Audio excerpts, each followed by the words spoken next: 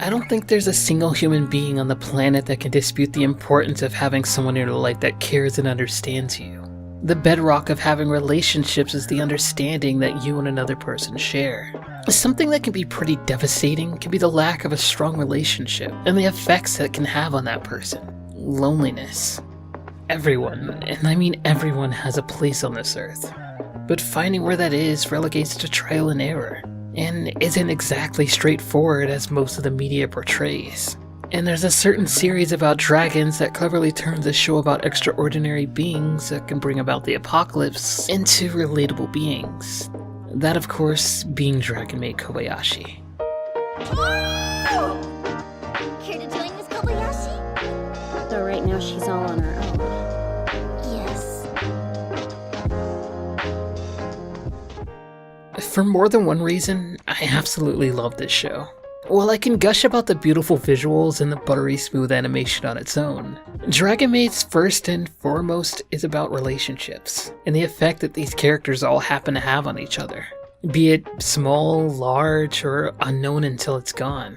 On the surface, it's easy to get into the narrative about these extraordinary people lowering themselves to be around the common folk, or even lower beings being compared to them. But behind each of these creatures lies a person who just wants to be accepted and loved, and supportively do the same to others. As such, behind each of the people that are attached to these gods' immortal bodies lies a person that's lived long enough to be understanding and accepting of the flaws that comes with them. It's easy to see a person coming into your life as downright perfect, but more often than not, their flaws are just very well hidden. Toru is our resident dragon maid of the series, and when she's first introduced, she seems like the perfect being. Able to fly, breathe fire, and turn back time, on top of the countless other superhuman feats that she's got. This being with all this power to her disposal wants nothing more than to be a maid for a person that she's met on a whim. She lives out this delusion of grandeur that she can leave behind this chaotic life of a fire-breathing dragon and just settle down into becoming a simple maid. Her appearances and actions throughout the show is slightly confusing on how much enjoyment that she can take on the simple act of living a normal life. However, each expression she has with Kobayashi is one of genuine joy, and one that the art captures perfectly.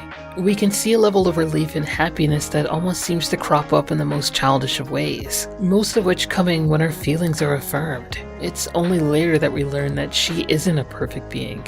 It's someone who's been outcast for being who they were from the very beginning.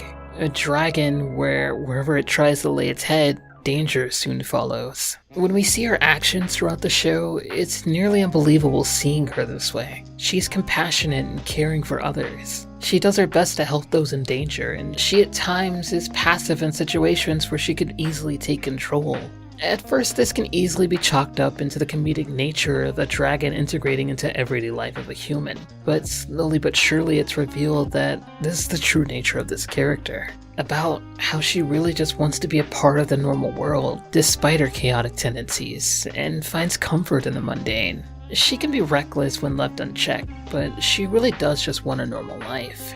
We could see glimpses of this in Toru's life back in the other world, with her interactions with the bandit girl.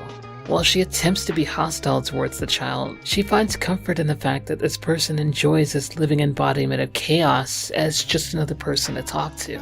Within her life, roaming around from place to place represents a need to escape from it all. And this simple interaction with the bandit girl highlights just how much of a change this pace is warranted, and how our dreams with just taking it slowly and interacting with people in a positive notion can help her through her stresses. Even her own father has a cold demeanor about her heavily negative tone about this.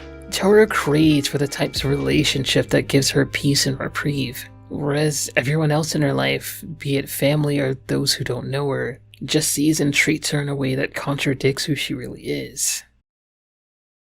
Kobayashi is a very down-to-earth, rational person that takes reason and order way too seriously. She grounds Toru and ultimately gives reason to the odd reasonings that govern this world. That's the point. They want the kids to all wear the same things so they'll all look the same. Why would they want that? So no one feels different? Boys, girls, new students, everyone is supposed to be exactly the same as everyone else. It's a big deal. And what happens when you're different from everyone else? They eliminate you. It sucks. I know it might be different for dragons, but humans aren't that accepting of people who are different from them. That's ludicrous. Kobayashi's insight on why things are the way they are don't protect anyone from the harshness of it, but it does help her process things better. She's smart enough to see things around her as just another building block in the way things are, which allows her to push forward in life, or, much less positively, dismiss key details. It's reminiscent just how much of these things around her bother her and just how much she doesn't let it show. The two of them honestly ground each other. Where Toru's orderless ordeals awaken the part of Kobayashi's want to break free from society's rules, it's Kobayashi's countering viewpoints of taking in the little things in life that makes Toru's eccentricisms feel balanced out. As much as I'd love to prod at the obvious relationship tension between the two, the fact that the two need each other to balance out their desires honestly speaks for itself. And Kana's inclusion, their surrogate daughter, mends this ideal. In reality, taking care of a child requires patience and understanding, while also having the ability to adapt to chaotic events that could arise at any moment. Both Toru and Kobayashi impart wisdom and guidance upon Kana, each in their own unique ways, and their shared love and acceptance of her gives them both more caring and acceptance for each other in turn. Their relationship brings out the best in each other, and it's really heartwarming to see the many scenes of the two of them just let loose and be themselves around each other. While it doesn't happen nearly as much as it should, nothing makes me happier than the subtle happiness that Kobayashi expresses around Toru, and one of the happiest smiles in all of anime that Toru makes right back at her. It's great to see Toru smiling. She's not normally the type. I assume that's thanks to you. Doubtful, I'm just a normal human being. Could be what she needed since she's never had anything normal before. Truth is, I didn't used to smile very much myself. I'd never admit that to her, though. In this show, Takia is oddly one of the most relatable people. I know, shocker, right? A show full of otherworldly beings that I'm choosing the nerd to relate to. Well, it's not exactly that makes him as relatable as he is. His demeanor in public is a calm and collected guy that's easy to get along with. I believe Takia represents the opposite side of the spectrum, whereas instead of not having a way to be himself, he's yet to find the people who jump off of that side of him that lets him nerd out, to give credence to the part of him that interests him most. Fafnir, on the other hand, is this dark brooding figure that looks as though he lives in the back of a hot topic. Well, he looks, and, well, acts, as though he's not the type to care about anything or anyone, well, except for the suffering of others. He's actually just an incredibly cautious individual that thinks either everyone's out to get him or is irrelevant to him. His mindset is only heightened by the fact that he often spends a lot of time to himself. On top of that, protecting his hoards of gold. Whether or not he can trust anyone or anything is a constant struggle for him. When the pair first met and bonded over video games, have since come to care and respect each other. While Takia has someone he can trust and be himself around, Fafnir feels this way as well. Humans are either hits or misses. The misses make themselves known quickly, but it takes time to know if you found a hit. Spending that much time on every person would be too aggravating. As far as I'm concerned, the misses that trespass on my home to steal my treasure are my favorite humans. Why did you wait outside? And yet, I can't wait for today's events, can you, Fafku? I don't mind. Huh? You're a hit, Takia. I am? Hurry up. Oh, right behind ya!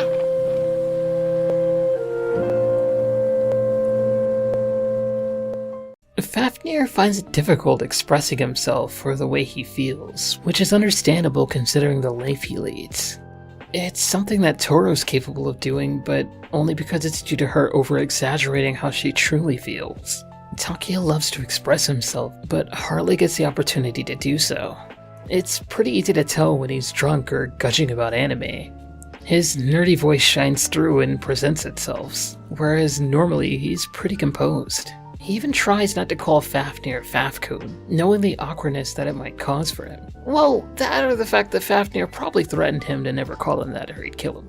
Through their interactions, late-night gaming sessions, or even selling books together at an anime convention, you can tell that the two of them get along quite well and have bonded over the art of video games and nerd culture in general. It's hardly touched on in the anime, but it's apparent that the two of them are comfortable being themselves around each other, much like Toru and Kobayashi, even if at times those two can clash with each other. As far as the rest of the show goes, I don't really have too much to say, but I would honestly like to highlight some of the themes of the show about togetherness and family from unexpected people. There's quite a few shots of characters enjoying what's going on in a scene without participating, and I think that perfectly encapsulates what a breath of fresh air that is to some people who's never been that close to anyone before. Kobayashi is terrified whenever Toru or Kana do something reckless, but she enjoys their company dearly, even to the point of getting a bigger apartment just to have enough space as possible for them to do what they need. In the home, Kana's a literal child, both in form and representation. She's mostly neglected back at home, but under Kobayashi's care, she's cared to the point of having a surrogate mother in her. She's incredibly happy at the slightest sign of care, almost to a fault. She seeks out the attention and care she gets from Kobayashi and other people to nearly a manipulative degree. Not exactly something I'm gonna get into in this video. We see this as well with Shota, a prodigy wizard. He spends a lot of his days at home alone while his parents mosey about doing other things, I guess. He tries his hardest to be the type of person that can impress them despite their clear lack of interest in him and his well-being. An unfortunate side effect of the lack of attention and care to him is accidentally summoning Lukua, someone who does give him all the attention and care he deserves, though, to be honest, to an uncomfortable degree. Lukua is incredibly caring and accepting of others, often being someone that any of the cast can talk to about anything.